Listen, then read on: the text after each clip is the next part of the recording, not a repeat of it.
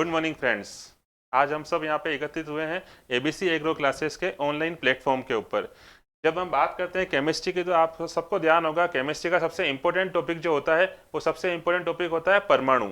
आज हम उसी टॉपिक की थोड़ी सी बात करते हैं। देखिएगा आप, परमाणु, अगर हम सिंपल सी बात करना चाहें, सबसे पहले परमाणु जो शब्द है, अगर आपसे पूछें कि ये शब्द की उत्पत्ति किस भाषा से हुई है, तो देखिएगा इस परमाणु शब्द की उत्पत्ति जो हुई है वो हुई है ग्रीक भाषा से। किस भाषा से हुई है? ग्रीक भाषा से। ग्रीक भाषा में से उत्पत्ति हुई है। और सर्वप्रथम इस शब्द को किस वैज्ञानिक ने खोजा था, अगर ऐसा पूछे आपसे, तो उस वैज्ञानिक का नाम है ये डाल्टन।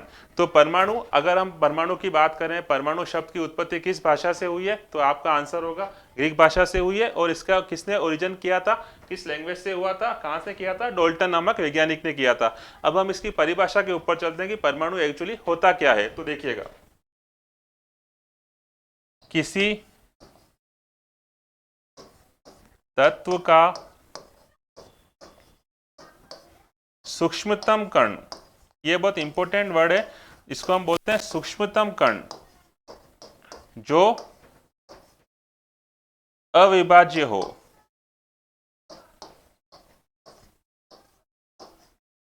ये इस परमाणु की एग्जैक्ट डेफिनेशन है।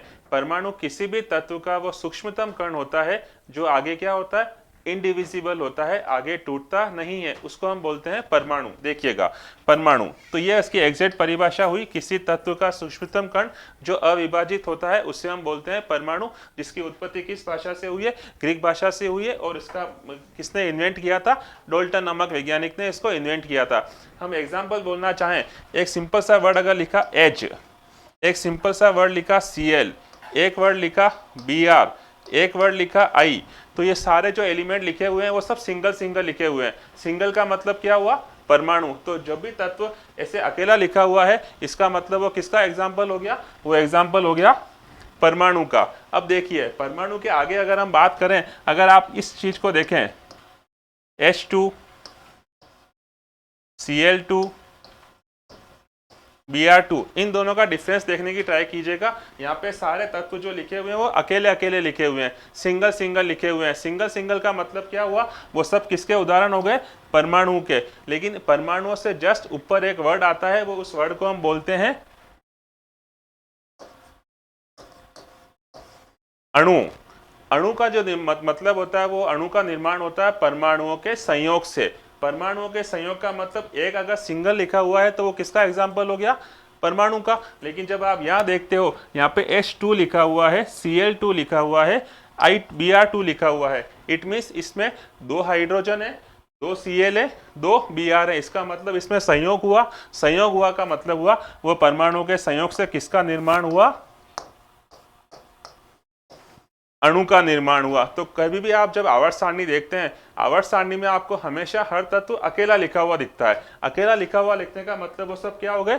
परमाणु। और जैसे ही परमाणुओं का संयोग हुआ, फॉर एग्जांपल मैं आपके सामने एक वर्ड लिखता हूं, HBr। HBr, तो HBr जो वर्ड लिखा हुआ उसमें एक हाइड्रोजन हो गया, एक ब्रोमीन हो गया, इन दोनों ने संयोग किया, इस कारण से HBr किसका उदाहरण हो गया? अणु का। और अगर अकेले अकेले लिखे हुए हाइड्रोजन अलग, Cl अलग, Br अलग, तो वो किसके एग्जाम्पल हो गए? अणुओं के और परमाणुओं का। ये डिफरेंस समझ में आया आपको? इस तरह से देखिएगा, ये तीनों एग्जाम्पल किसके हैं? अणु के। और ये जो अकेले अकेले लिखे हुए वो एग्जाम्पल किसके हो गए? परमाणुओं के। क्लियर? आगे चलते हैं।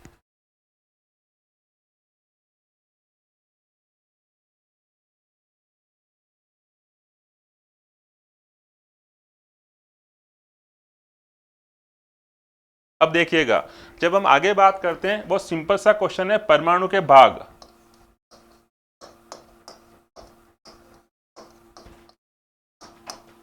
परमाणु के दो भाग होते हैं, एक होता है आंतरिक भाग,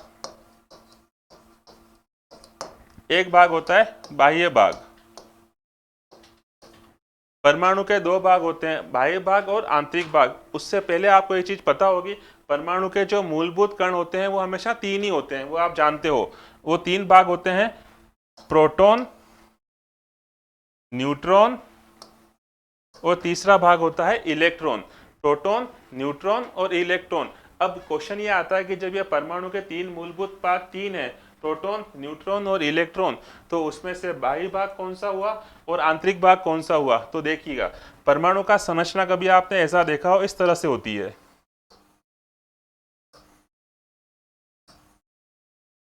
इस तरह से परमाणु की संरचना होती है। उसके दो भाग मेन होते हैं। अंदर का जो प्लस वाला भाग दिख रहा है, इस भाग को हम क्या बोलते हैं?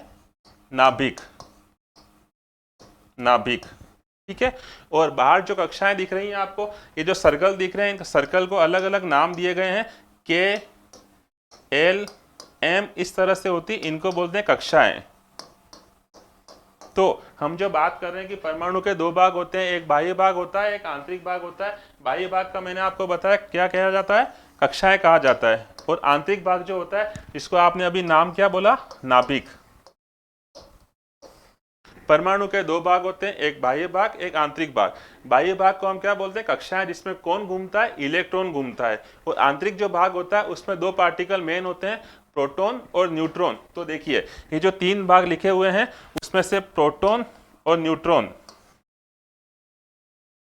ये दोनों प्रेजेंट होते हैं, उपस्थित होते हैं आंतरिक भाग के अंदर। तो क्वेश्चन अगर ऐसा आ जाए कि परमाणु के आंतरिक भाग में कौन से मूलभूत कण उपस्थित होते हैं, तो उसका आंसर होगा प्रोटॉन और न्यूट्रॉन। या हम इसको बोले नाभिक। आंतरिक भाग को क्या बोलते हैं हम? नाभिक। तो नाभिक के मूलभूत कण कितने हो गए? प्रोटॉन और न्यूट्रॉन, दो। और दूसरी बात, बाह्य भाग। बाह्य भाग को हम क्या बोलते हैं? कक्षाएं। कक्षाओं के अंदर कौन उपस्थित है? मैंने बताया, कक्षाओं में कौन घूमता है? इलेक्ट्रॉन। इलेक्ट्रॉन घूमता है। तो बाह्यतम जो भाग होता है, जिसको हम क्या बोलते हैं? कक्षाएं, उस भाग के अंदर कौन घूमता है? इलेक्ट्रॉन। और आंतरिक भाग जो होता है, उसको हम क्या बोलते हैं? प्रोटॉन प्लस न्यूट्रॉन को मिला के क्या बोलते हैं? उस भाग को नाभिक। तो इस तरह से परमाणु के दो भाग होते हैं, आंतरिक भाग जिसको नाभिक कहा जाता है, बाह्य भाग जिसको कक्षाएं बोलते हैं। कक्षाओं में कौन घूमता है? इलेक्ट्रॉन। आंतरिक भाग जो नाभिक होता है, उसमें दो पार्टिकल मूल होते हैं, प्रोटॉन और न्यूट्रॉन। ये बात समझ में आ गई आपको? आगे चलते हैं।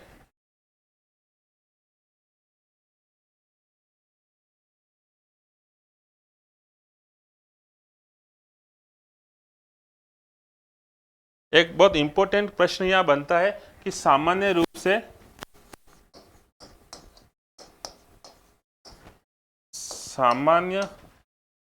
से परमाणु होता है। क्वेश्चन पहला, धनावेशित। ऑप्शन दूसरा, ऋणावेशित। तीसरा ऑप्शन, उदासीन। या चौथा ऑप्शन, सभी।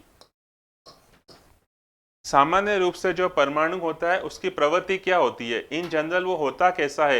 इधर या वो पॉजिटिव होता है, धनात्मक होता है, या वो ऋणात्मक होता है, या वो उदासीन होता है, या वो सभी होता है। तो हमने जब अभी बात करी थी नाभिक के तीन मूलभूत कणों की, प्रोटॉन की, इलेक्ट्रॉन की और न्यूट्रॉन की, तो आप सब ये बात बहुत अच्छे से जानते हैं कि प्रोटॉनों का जो आवेश होता है, वो हमेशा कौन सा होता है?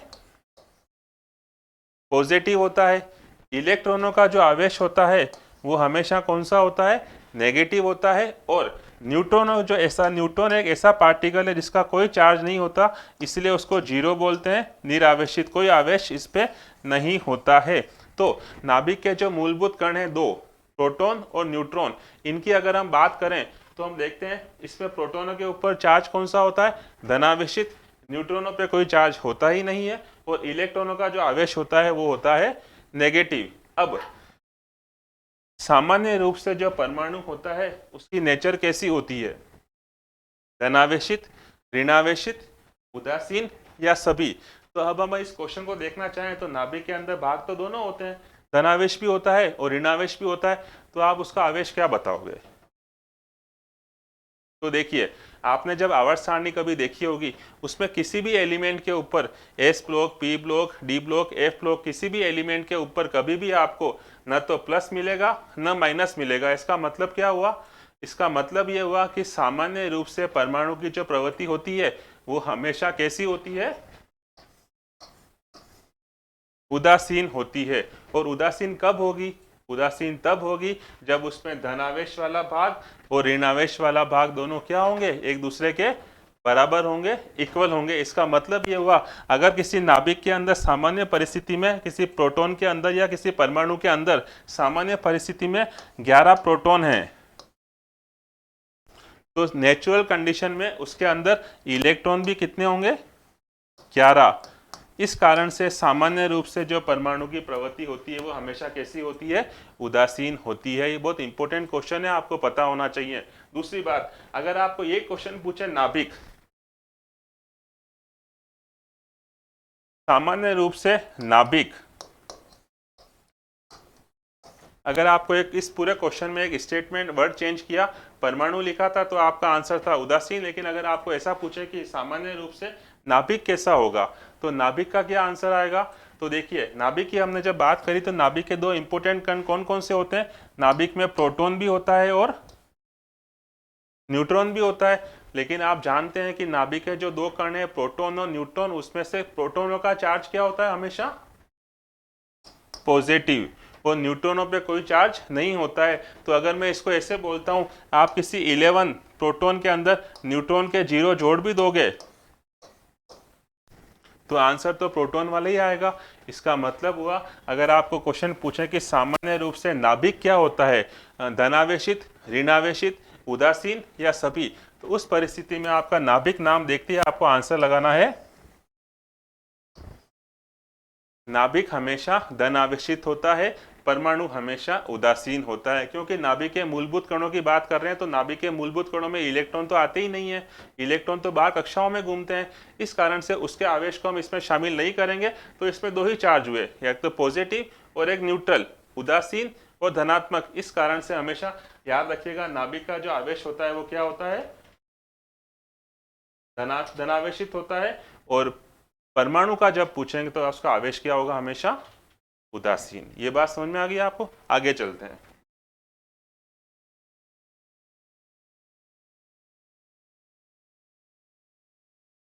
अब देखिए, एक बहुत इंपॉर्टेंट क्वेश्चन आता है कि नाभिक को आपने, परमाणु को आपने बताया उदासीन, लेकिन आयन तो दो तरह के होते हैं, धनावेशित भी होते हैं और ऋणावेशित भी होते हैं। तो उदासीन परमाणु से धनावेशित कैसे बनेगा, उदासीन परमाणु से ऋणावेशित कैसे बनेगा? तो आवेश तो दो ही होते हैं, एक तो होता है धनावेश, एक होता है ऋणावेश। तो प्रश्न ये बनता है कि उदासीन परमाणु से धनायन का निर्माण कैसे हुआ या उदासीन परमाणु से ऋणायन का निर्माण कैसे हुआ? मतलब धनावेश बनता कैसे है, ऋणावेश बनता कैसे है? तो आप एक याद रखिएगा, किसी भी परमाणु के अंदर से जो इलेक्ट्रॉन होते हैं, इलेक्ट्रॉन त्यागने से,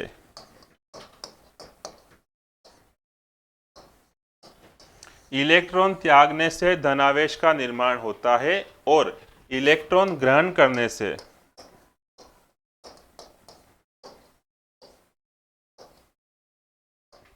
इलेक्ट्रॉन ग्रहण करने से हमेशा ऋणायन का निर्माण होता है। तो किसी भी उदासीन परमाणु से जब आप इलेक्ट्रॉन को निकाल दोगे तो निर्माण किसका होगा? धनावेश का। और किसी भी उदासीन परमाणु से जब आप इलेक्ट्रॉन को ऐड कर दोगे, जोड़ दोगे, तो निर्माण किसका होगा? ऋणावेशित का।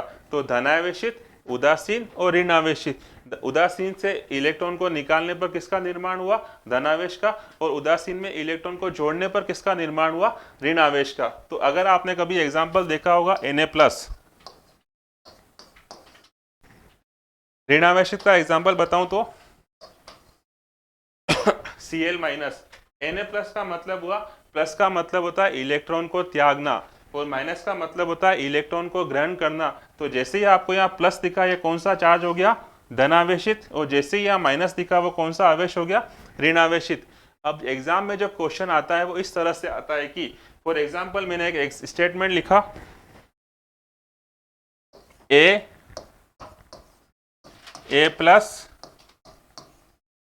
और A- के आकार का क्रम क्या होगा? इनका बढ़ता हुआ जो क्रम होगा आकार का, वो क्रम क्या होगा? विकल्प मैं आपको देता हूं, इस तरह से देखिएगा। पहला विकल्प है A-, फिर मैंने लिखा A+ और फिर मैंने लिखा A। ये पहला विकल्प।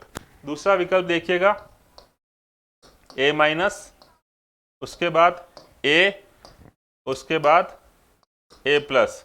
ये दो विकल्प मैंने आपके सामने लिखे हैं कि अगर आपसे पूछें कि परमाणु के उसके साइज के हिसाब से उनका आकार का क्रम क्या होगा, किस किस का, एक उदासीन, एक धनावेशित और एक ऋणावेशित। इन तीनों में से अगर हम बात करें तो ए पे क्या चार्ज है, कोई चार्ज नहीं, इसका मतलब ए क्या हो गया, उदासीन। ए प्लस मतलब एक इलेक्ट्रॉन निकल गया तो ये धनावेश हो गया। ए माइनस का मतलब एक इलेक्ट्रॉन ऐड हो गया, इसका मतलब क्या हो गया, ये ऋणावेश। तो इनका जो सीक्वेंस होगा आप ऐसे समझिए, ये ए जो परमाणु है ये उदासीन है, इसका मतलब मैं मानता हूं ये 13 नंबर, सपोज 13 नंबर। ए प्लस का मतलब क्या हो गया, अभी आपने बताया ए प्लस का मतलब होता है क्या, इलेक्ट्रॉन को त्यागना। तो इलेक्ट्रॉन को जब ए से त्यागा तो ऑब्वियस बात है कम हो जाएगा, तो आंसर क्या बचा, 12। और नेगेटिव का मतलब आपने क्या बताया था, इलेक्ट्रॉन को जोड़ना, तो इसमें एक ऐड कर दोगे तो आंसर क्या होगा, 14। तो देखिए 12 से बड़ा, 13 से बड़ा 14। तो आपको क्या देखना है, ये जो चीज थी वो क्या थी, धनावेशित, ये जो चीज थी वो क्या थी, उदासीन, और ये जो चीज थी वो क्या थी, ऋणावेशित, नेगेटिव। तो देखिए ऐसा सीक्वेंस की बात हुई तो सबसे बड़ा आकार किसका हो गया, नेगेटिव का, उससे छोटा किसका हो गया, उदासीन का, उससे छोटा किसका हो गया, पॉजिटिव का। तो इन दो ऑप्शन जो दे रखे थे उसमें से आप सेकंड ऑप्शन को देखिएगा, ये वाला। यहाँ पे क्या लिखा हुआ है, ए माइनस मतलब ऋणावेशित। तो ऋणावेशित सबसे बड़ा हुआ, उससे छोटा कौन सा होगा, उदासीन, जिसमें से एक इलेक्ट्रॉन जोड़ दिया आपने तो ऋणावेशित का निर्माण हो गया। और इस ए में से एक इलेक्ट्रॉन निकाल दिया तो किसका निर्माण हुआ, धनावेशित का। इस कारण से जो सीक्वेंस का आंसर होगा वो होगा ये वाला, ऋणावेशित सबसे बड़ा होता है, उदासीन उससे छोटा होता है, और धनावेशित सबसे छोटा होता है। तो अगर ऐसा क्वेश्चन कभी भी किसी एलिमेंट को लेके आ जाए, फॉर एग्जांपल एम प्लस और एम माइनस, तो आपको पता होना चाहिए सबसे बड़ा कौन सा होगा, एम माइनस सबसे बड़ा, उसके बाद एम, और उसके बाद एम प्लस। ये बात समझ में आई आपको।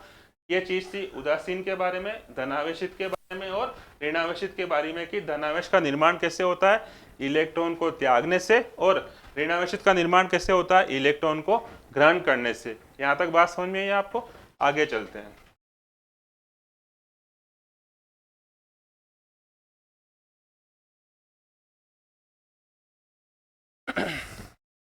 अब देखिए आगे दो इंपॉर्टेंट वर्ड आते हैं, वो वर्ड आप जानते होंगे। वो पहला वर्ड है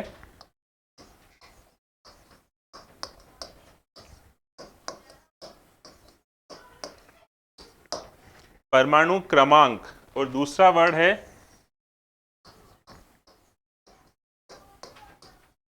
परमाणु भार।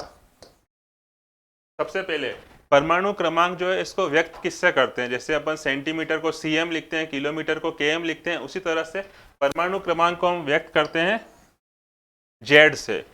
दूसरा परमाणु भार को हम व्यक्त करते हैं ए से। इसका मतलब क्या हुआ, कहीं पे भी आपको अगर जेड लिखा हुआ मिलता है इसका मतलब वो किसकी बात होगी, परमाणु क्रमांक की बात होगी। और कहीं पे भी आपको ए दिखता है उसका मतलब वो किसकी बात होगी, परमाणु भार की बात होगी। अब देखिए परमाणु क्रमांक की परिभाषा क्या है, कैसे किसको है, तो देखिएगा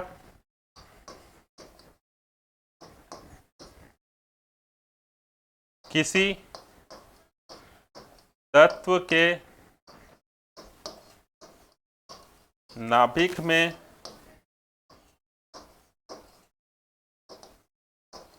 उपस्थित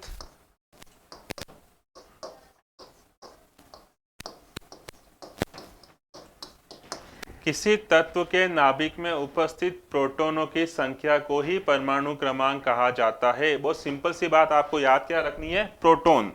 कैसे, एक नाभिक है, उसके नाभिक में मान लो 11 प्रोटॉन थे, सपोज एक नाभिक के अंदर 11 प्रोटॉन थे, तो उसका संभावित परमाणु क्रमांक क्या होगा, तो जो परिभाषा बोलती है उसके हिसाब से अगर उसमें 11 प्रोटॉन है तो उसका परमाणु क्रमांक भी क्या होगा, 11 सेम।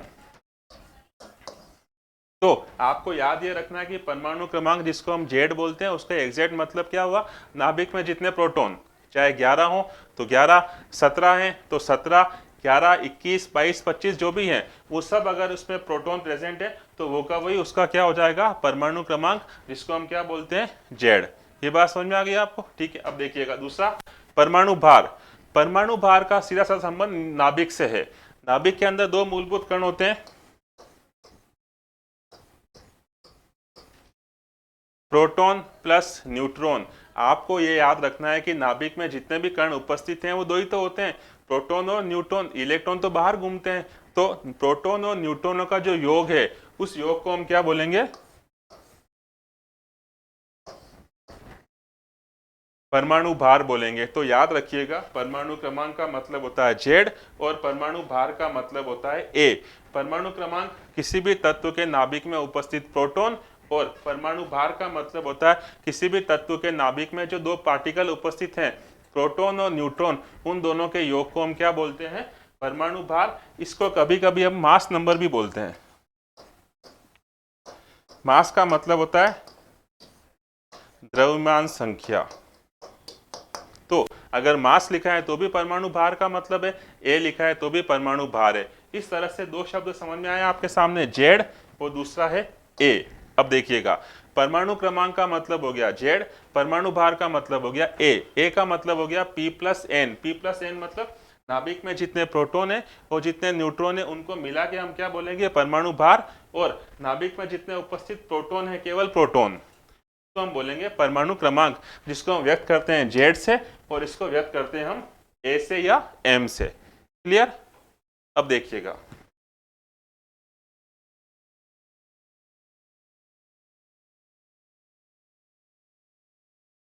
दो शब्द हमारे सामने क्लियर हुए, जेड जिसको बोलते हैं परमाणु क्रमांक, ए जिसको बोलते हैं परमाणु भार। लेकिन जब किसी भी तत्व को लिखते हैं तो उसको डिनोट कैसे करते हैं, उसको व्यक्त कैसे करते हैं, वो इस तरह से करते हैं। देखिएगा, यहाँ पे मैंने लिखा जेड, बीच में लिखा एक्स और ऊपर लिखा ए।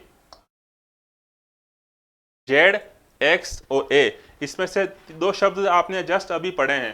जेड का मतलब क्या होता है, परमाणु क्रमांक। ए का मतलब क्या होता है, परमाणु भार।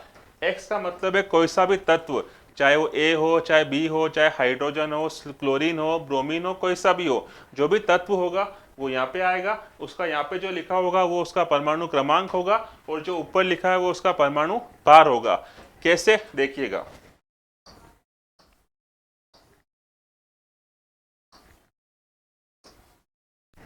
ये आपके सामने एग्जाम्पल लिखा है, इसको इस फॉर्मेट में देखिएगा। इस फॉर्मेट में जब आप देखते हो, जो नीचे के जो मान लिखा हुआ है वो किसका मान हो गया, जेड का मतलब परमाणु क्रमांक। ऊपर जो मान लिखा है वो किसका मान हो गया, ए का मतलब 35 क्या हो गया, परमाणु भार। यहाँ पे एक्स की जगह मैंने क्या नाम दे दिया, क्लोरीन। कोई सा भी तत्व हो सकता है। तो यहाँ पे जो बात हो रही है वो किसकी हो रही है, क्लोरीन की हो रही है, और उसमें आगे लिखा हुआ 17 और ऊपर लिखा हुआ 35। इसके ऊपर 4 क्वेश्चन बनते हैं। कौन कौन से क्वेश्चन बनते हैं, वो 4 क्वेश्चन ये देखिएगा। पहला क्वेश्चन, इसमें प्रोटॉन कितने हैं। दूसरा क्वेश्चन, इसमें इलेक्ट्रॉन कितने हैं। तीसरा क्वेश्चन, इसमें न्यूट्रॉन कितने हैं। और चौथा क्वेश्चन, इसमें परमाणु भार क्या है। ये 4 क्वेश्चन बनते हैं किसी फॉर्मूले के ऊपर। तो आप देखिएगा, इस फॉर्मूले को जैसे ही आपने देखा, इसमें 2 चीजें बिल्कुल क्लियर हो रही है आपके सामने। कौन कौन सी, सबसे पहले ये जो मान है वो किसका मान है, परमाणु क्रमांक। और परमाणु क्रमांक की क्या परिभाषा है, किसी तत्व के नाभिक में उपस्थित प्रोटॉन। तो प्रोटॉन का मतलब क्या हो गया, परमाणु क्रमांक। परमाणु क्रमांक प्रोटॉन है, तो जो P है, इस फॉर्मूले को देख के हम क्या बोल सकते हैं, P का मान क्या हो गया, 17। दूसरा, इस फॉर्मूले में ऊपर A भी तो लिखा हुआ है, तो A का मान आपको मैंने बताया था, A का मतलब होता है प्रोटॉन प्लस न्यूट्रॉन, उनका योग। तो वो योग कितना है, ऊपर लिखा हुआ है 35। तो A का मान क्या हो गया, 35। ये 2 क्वेश्चन के आंसर तो आपको फॉर्मूला देखते वैसे ही मिल जाएंगे। अब बची 2 चीजें कौन कौन सी बची, इलेक्ट्रॉन और न्यूट्रॉन। तो सबसे पहले हम बात करते हैं इलेक्ट्रॉन की। जब हमने अभी बात करी थी तब हमने ये बोला था कि जो प्रोटॉन होते हैं उसके बराबर क्या होते हैं, इलेक्ट्रॉन। क्यों, क्योंकि उसका सामान्य रूप से परमाणु का जो आवेश होता है वो क्या होता है, उदासीन। उदासीन का मतलब जितने प्लस होंगे उतने के उतने माइनस होंगे। अगर ये 13 है प्लस के, और यहाँ लिखा मैंने माइनस के 13, तो परिणामी आवेश क्या होगा, शून्य। तभी तो हम परमाणु को क्या बोलते हैं, उदासीन। इस कारण से आपको यह देखना है कि जैसे ही आपने बताया कि इस फॉर्मूले के अंदर प्रोटोनों का मान क्या है 17, और आप ये जानते हो कि प्रोटोनों के बराबर ही क्या होते हैं, इलेक्ट्रॉन। इस कारण से जो वैल्यू आपने प्रोटोनों में लिखी है वो वैल्यू आप किस में लिखोगे, इलेक्ट्रॉन में। तो देखिए ये 3 वैल्यू पता लग गई आपको, प्रोटॉन हो गए 17, इलेक्ट्रॉन हो गए 17 और ए का मान कितना हो गया 35। अब एक चीज बची, न्यूट्रॉन। तो न्यूट्रॉन कैसे निकालेंगे, कोई फॉर्मूला तो आपको बताया नहीं, लेकिन आपको क्या करना है, ये जो ऊपर का मान है ये किसका मान था, ए का। एक में क्या क्या आता है, प्रोटॉन और न्यूट्रॉन दोनों आते हैं, और नीचे केवल क्या आते हैं, प्रोटॉन। तो यहाँ के जो प्रोटॉन है उस प्रोटॉन को अगर हटा देते हो आप, सामान्य भाषा में इसमें से इसको घटा देना है आपको। 35 में से 17 घटा दोगे तो आपका आंसर आएगा 18। इस तरह से आपको इस क्वेश्चन का मतलब पता होना चाहिए। देखिएगा वापस कि अगर इस फॉर्मूले में आपको दे रखा है तो इसके अंदर 4 मान क्वेश्चन बनते हैं। कौन कौन से, प्रोटॉन कितने होंगे, इलेक्ट्रॉन कितने होंगे, न्यूट्रॉन कितने होंगे और परमाणु भार क्या होगा। तो प्रोटॉन आपने बताया, ये जो मान लिखा हुआ वो, तो आंसर हो गया 17। इलेक्ट्रॉन प्रोटॉन के बराबर ही होते हैं, तो वहां पे भी आंसर क्या आएगा 17। ए का मान आपको पहले ही लिखा हुआ है 35। अब बच्चा न्यूट्रॉन, तो न्यूट्रॉन के लिए आप क्या करोगे, इस मान में से इसको घटा दोगे तो आंसर आ जाएगा 18। प्रोटॉन, इलेक्ट्रॉन, न्यूट्रॉन और परमाणु भार। यहाँ तक बात समझ में आई आपको। तो देखिए आपको सिंपल याद रखना है, इसको परमाणु क्रमांक बोलते हैं, इसको परमाणु भार बोलते हैं। परमाणु क्रमांक का मतलब नाभिक में उपस्थित प्रोटॉनों की संख्या, और परमाणु भार का मतलब होता है प्रोटॉन और न्यूट्रॉनों का योग। क्लियर, यहां तक बात समझ में आ गई आपको। आज हम यहीं तक रखते हैं क्लास। कोई भी डाउट हो तो आप बेझिझक पूछ सकते हैं। इस चैनल के ऊपर आपको रेगुलर सारी क्लासें मिलेगी। आप इसको चैनल को लाइक करिएगा, सब्सक्राइब करिएगा और आगे फ्रेंड्स तक सर्कुलेट करिएगा, जिससे सब तक इसका बात पहुंचे।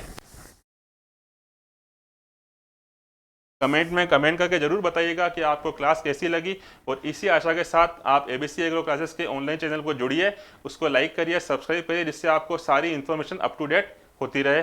धन्यवाद।